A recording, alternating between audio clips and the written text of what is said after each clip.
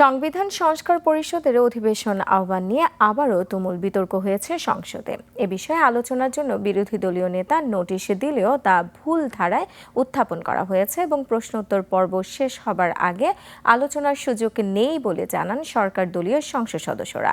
এতে এক পর্যায়ে হই হট্টগোল শুরু হয়। আদিত্য মামুনের রিপোর্ট। নায়াসিনামাইড ও স্যালিসাইলিক সমৃদ্ধ লিলি ফেস ওয়াশ যা ফেসের ডেড স্কিন সেল দূর করে দেয় দ্বিগুণ ফাস্টার ব্রাইটেনিং।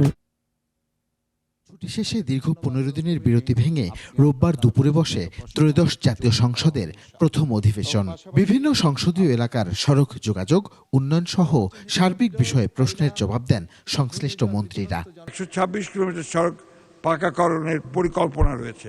জুলাই সনদ ও সংবিধান সংস্কার বাস্তবায়ন আদেশের অনুচ্ছেদ 10 অনুযায়ী সংবিধান সংস্কার পরিষদের অধিবেশন আহ্বানের দাবি জানান বিরোধী দলীয় নেতা ও জামায়াতের আমির শফিকুর রহমান। তবে সংসদে বিতর্ক তৈরি হয় 71 বিধি অমান্য করে সংসদ মুলতবির প্রস্তাবে।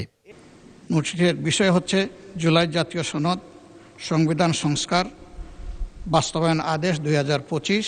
বিষয়টা এরকমের যে মাননীয় স্পিকার, আপনি সবসময় সংসদে যে অর্ডার্স অফ দ্য ডে অনুযায়ী তারকা চিহ্নিত প্রশ্ন এবং 71 বিধি এটা শেষ হওয়ার পরেই আমরা যে কোনো বিষয়ে আলোচনা উত্থাপন করব। প্রশ্নোত্তর পর্বের পরেই সংবিধান সংস্কার বিষয়ক আলোচনা করার নির্দেশ দেন স্পিকার। এখন 71 বিধিটা শেষ করার পরে আমরা বিরোধী দলের নেতা যে বিধি 62-র আলোকে যে নোটিশটা দিয়েছেন সেই নোটিশটা আমরা অ্যাড্রেস করব। জুলাই সনদ বাস্তবায়ন আদেশ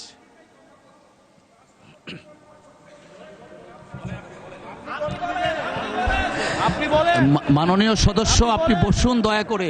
মাননীয় বিরোধী দলের এবার এ বিষয়ে নতুন করে তৈরি হয় বিতর্ক। স্বরাষ্ট্রমন্ত্রী সংসদকে জানান সংবিধান সংস্কার বিষয়ক আলোচনার দাবি জানিয়ে বিরোধী দলীয় নেতার দেয়া নোটিশ সঠিক ধারায় দেয়া হয়নি। 62 রুলসে আবার একটা নোটিশ দেন, কারেকশন করে দেন। এটা হচ্ছে আমার ফার্স্ট পয়েন্ট অফ অর্ডার। এখন এখানে তো বিরোধিতা করার কিছু নেই, আমি তো অপোজ করছি না।